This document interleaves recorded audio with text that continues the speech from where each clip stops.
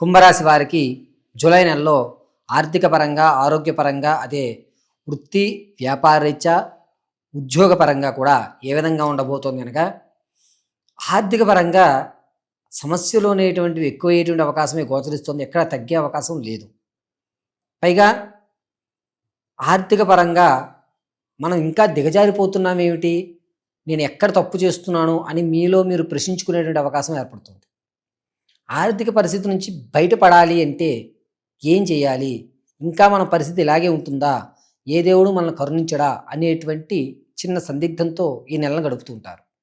ఆరోగ్యం విషయం దగ్గరికి వచ్చేసరికి కొంచెం జాగ్రత్త అనేటువంటిది ఉండాలి.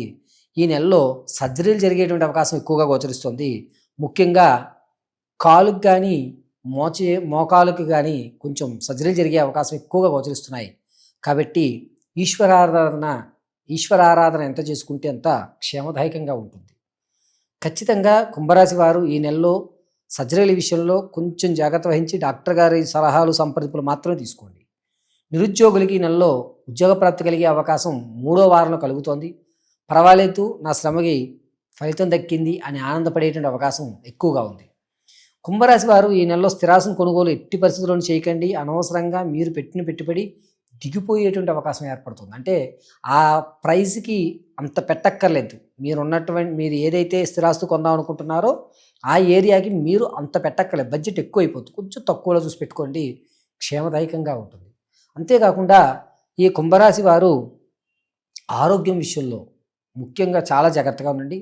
ఆర్థిక పరంగా మీ యొక్క సమస్యల నుంచి బయటపడడానికి ఏ విధమైన ప్రయోగం ఈ నెలలో చేసుకోవాలనగా ఉదయము సాయంత్రము ఖచ్చితంగా ఒక టైం పెట్టుకోండి. ఆ టైంలో కనకదార స్తోత్రాన్ని పఠించండి.